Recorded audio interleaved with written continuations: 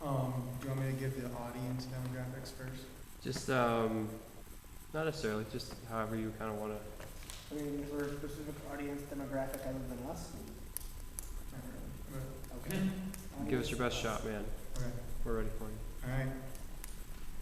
Oswald Chambers said, "Prayer is the exercise of drawing on God's grace." Andrew Murray said, "Prayer is not monologue, but dialogue. God's voice is the most essential part. Listening to God's voice is the secret of the assurance that He will listen to mine."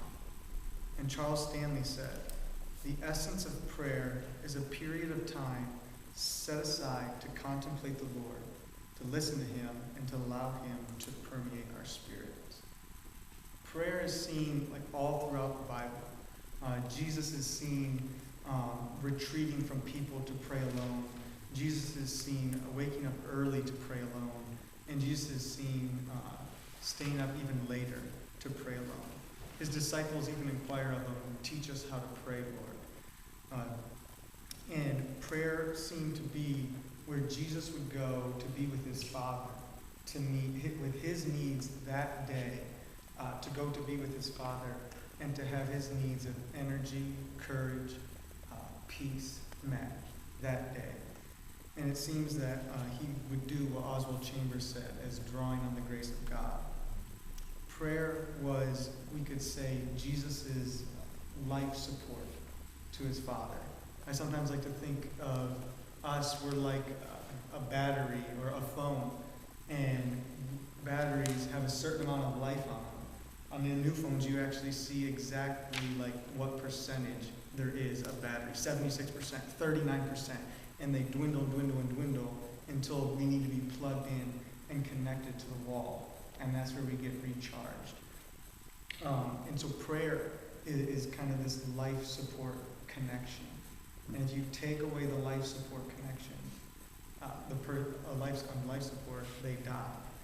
And so now if prayer is the vital connection between God and Jesus when he was on earth, and prayer is supposed to be the vital connection between us and our Father, then it makes sense that prayer would be something that we would want to discipline, that we want to nurture, and something that we want to protect. It makes sense that if there really is an enemy that's prowling around like a roaring lion looking for someone to devour, that prayer would be one of his primary points of attack.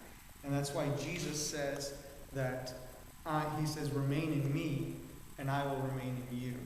He says, "A branch cannot bear fruit by itself. If you remain in me, you will bear much fruit. If you do not remain in me, you will not bear fruit." And so, today we're going to talk about hindrances to prayer, and we're going to look at different hindrances to prayer, and we're going to talk about the key to sustaining deep and even sustainable or consistent prayer. And so first off, with hindrances to prayer, the first thing I like to use the word blocks. We can often experience blocks in prayer.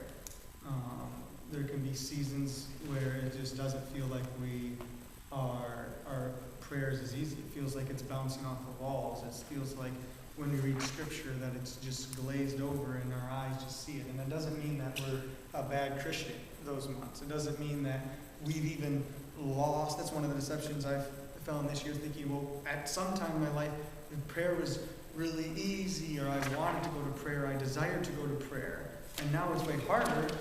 So, like, I must be doing something wrong now that I wasn't then, or maybe I'm farther back now than I was then, and all of these things. And a lot of this because I have a real, especially being in America, where we're very individualistic and we're very linear in logic in how we think.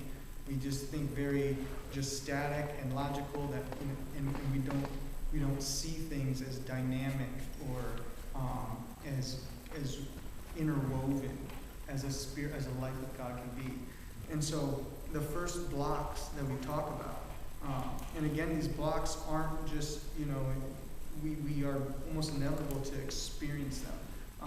throughout our lives, and it's part of the growing process. It's not that we're totally doing something wrong at the time.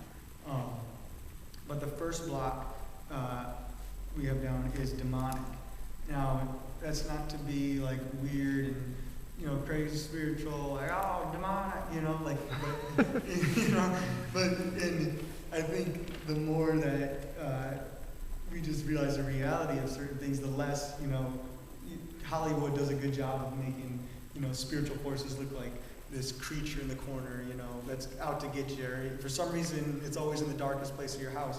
But Paul says in Ephesians 6 that our battle is not against flesh and blood enemies, but our battle is against the principalities in the unseen world and mighty powers of darkness and the spiritual forces.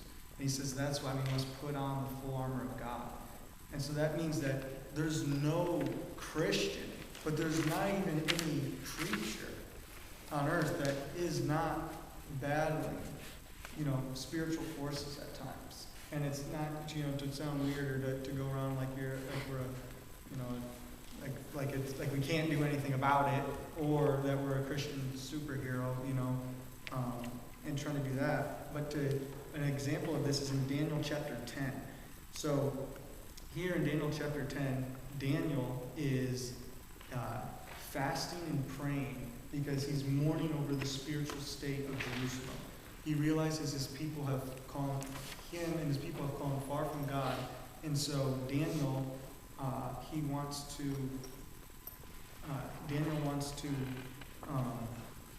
bring his people back to God, and he's crying out to God, and he sets his heart and he sets his mind on being heard by God, and he decides to fast for 21 days. He starts a fast, and at the end of the 21 days, he sees a vision, and the vision is this vision of the man that comes to him.